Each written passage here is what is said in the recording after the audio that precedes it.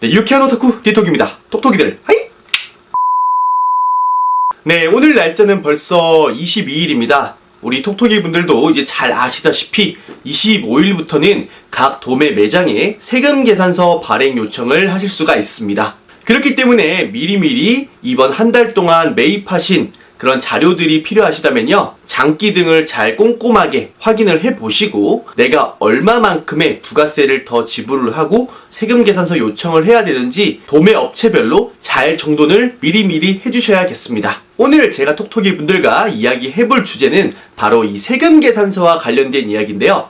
워낙에 이제 많은 질문도 해주시고 또 워낙에 많이 헷갈려 하시는 부분이기도 합니다. 제가 최근 매장에서 이 세금 계산서 관련하여서 업무를 진행하던 중 이거는 우리 톡톡이 분들께서 꼭 알고 계셔야겠다는 부분이 있어서 오늘 이렇게 영상을 한번 만들어 보려고 합니다. 바로 신상마켓 배송 및 링크샵스를 이용하셨을 때 세금 계산서 발행과 관련된 부분입니다. 우리가 흔히 이 링크샵스나 신상마켓 배송을 이용을 하시면 굳이 도매 매장에 가서 세금 계산서 요청을 하실 필요가 없이 링크샵스나 신상마켓 배송에서 일괄적으로 처리를 한 다음 홈택스에서 확인을 해보시는 방법으로 세금 계산서 발행을 확인을 해보실 수 있고 또 끊으실 수가 있으실 겁니다. 그리고 그 부가세에 대한 부분도 주문을 할 때 부가세를 포함한 금액을 입금을 하여야 되죠. 이렇게 링크샵스나 신상마켓 배송 같은 경우에는 물건을 마진을 받고서 파는 것은 아니지만 그 매입한 물건에 대해서는 그 도매 업체에 매입 자료를 요청해야 되는 입장이 되기 때문에 일괄적으로 그 해당 대행 업체에서 발급을 받지 여러분들이 따로 받으실 필요가 없으신 겁니다. 하지만 이와 관련되어서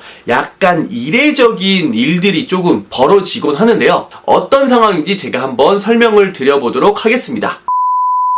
네, 가장 문제가 되는 경우는요, 예를 들어서 A라는 도매 매장이 있습니다. 그 도매 매장에 내가 원래 계속적으로 거래를 하고 있던 매장이었어요. 예를 들어서 이번 달이 4월 달이니까 4월 10일까지는 내가 개인적으로 그 도매 매장에서 물건을 사고 픽업을 해오는 것을 반복을 해왔습니다. 하지만 내가 약간 직접적으로 하는 게 좀 부담스럽다고 느꼈는지 4월 11일부터는 신상마켓 배송을 이용을 하여서 그 해당 도매 거래처와 계속해서 지속적인 거래를 한 거예요. 자, 이렇게 되었을 경우에는 세금 계산서를 발행받는 법이 조금 복잡해지게 됩니다. 눈치가 조금 빠르신 우리 톡톡이 분들이라면 바로 이거는 이렇고 저거는 저렇게 되겠다, 감이 오시겠지만 초보 톡톡이 분들께서는 조금 헷갈려 하실 수도 있어요. 앞서 말씀드린 그런 사례와 같은 경우에는요, 4월 1일부터 10일까지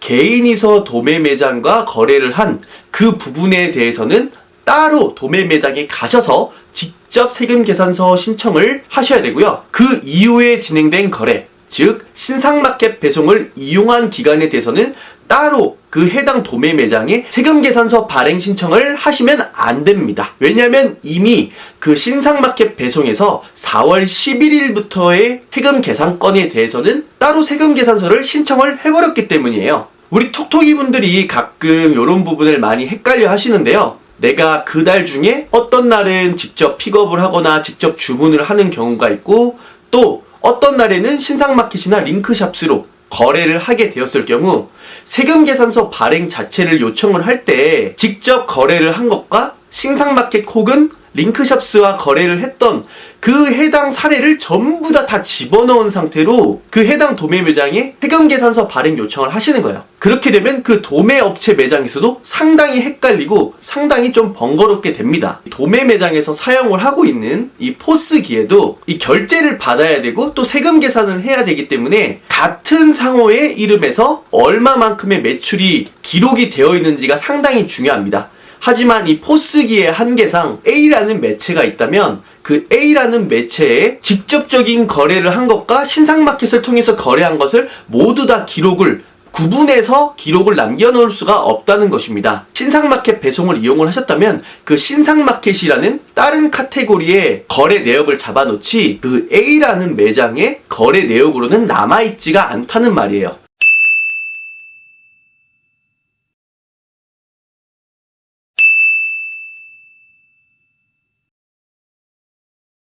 그렇기 때문에 우리 톡톡이 분들께서도 혹시나 내가 한 매장과 거래를 하는 데 있어서 대행업체를 이용을 하지 않았을 경우와 이용을 하였을 경우가 한 달 안에 동일하게 존재를 한다면 그 세금계산서 발행 요청을 하실 때는 해당 대행업체 이용하신 날짜는 뺀 가격으로 해당 도매 매장에 세금계산서 발행 신청을 하셔야 된다는 겁니다. 앞선 사례에 비추어 봤을 때는 내가 25일부터 5일까지 세금계산서 발행 요청을 하여야 될 때 4월 1일부터 10일까지는 내가 직접적으로 주문 및 거래를 해왔기 때문에 4월 1일부터 10일까지 분에 그 거래에 대한 세금계산서 요청을 신청을 따로 하셔야 되고요. 그 4월 11일부터 신상마켓 배송을 이용을 하셨다면 그 부분에 관해서는 신상마켓 업체가 따로 그 해당 도매 매장에 세금계산서 매입 자료 요청을 했기 때문에 별도로 하실 필요가 없다는 겁니다. 우리 톡톡이 분들께서도 이 부분 잘 기억을 해두시고요.